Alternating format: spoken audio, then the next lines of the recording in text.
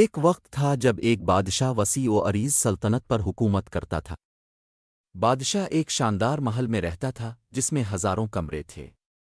محل کے 11 کمرے سونے چاندی اور ہیرے جواہرات سے بھرے ہوئے تھے۔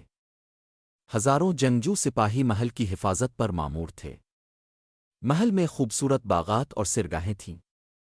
بادشاہ کی خدمت میں ہزاروں خادم اور نوکر ہمہ وقت موجود رہتے تھے۔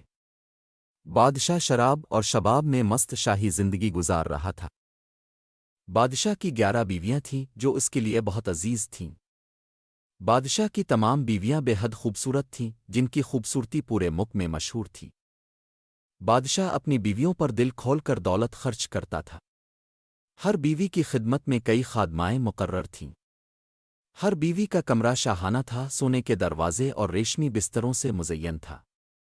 بادشاہ کی بیویاں دنیاوی عیش و آرام میں زندگی بسر کرتی تھیں۔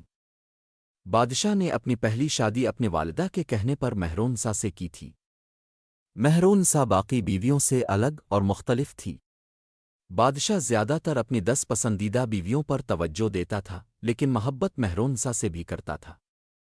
ایک دن بادشاہ شکار کے لیے نکلا۔ شکار کے دوران شدید طوفانی بارش شروع ہو گئی۔ بادشاہ نے بارش سے بچنے کے لیے ایک غار میں پناہ لی۔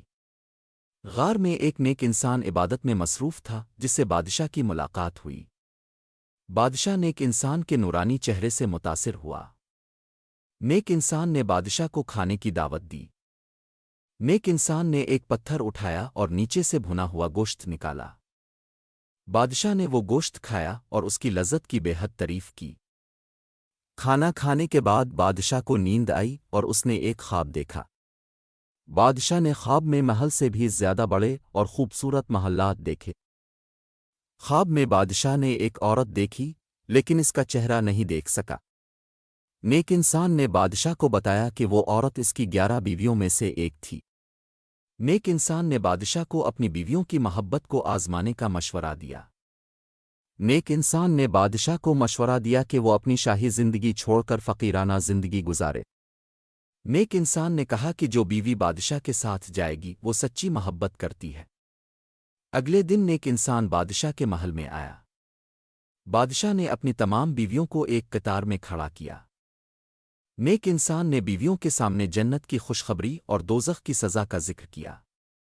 بادشاہ نے اپنی بیویوں سے کہا کہ وہ اپنی باقی زندگی عیش و عشرت میں گزار لیں۔ بادشاہ نے 11 کمروں کی چابیاں بیویوں کے سامنے رکھ دیں۔ بادشاہ نے شاہی لباس اتار کر چادر اوڑھ لی اور غار میں چلا گیا۔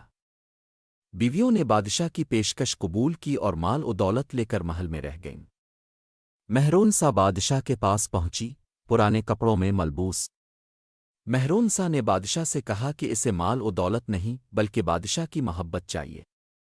بادشاہ نے مہرونسا کو گلے لگا لیا اور پھوٹ پھوٹ کر رو دیا۔ نیک انسان نے دعا کی کہ اللہ بادشاہ کا دل بدل دے۔ اللہ نے بادشاہ کا دل بدل دیا اور وہ اپنی بیوی مہرونسا کے ساتھ غار میں رہنے لگا۔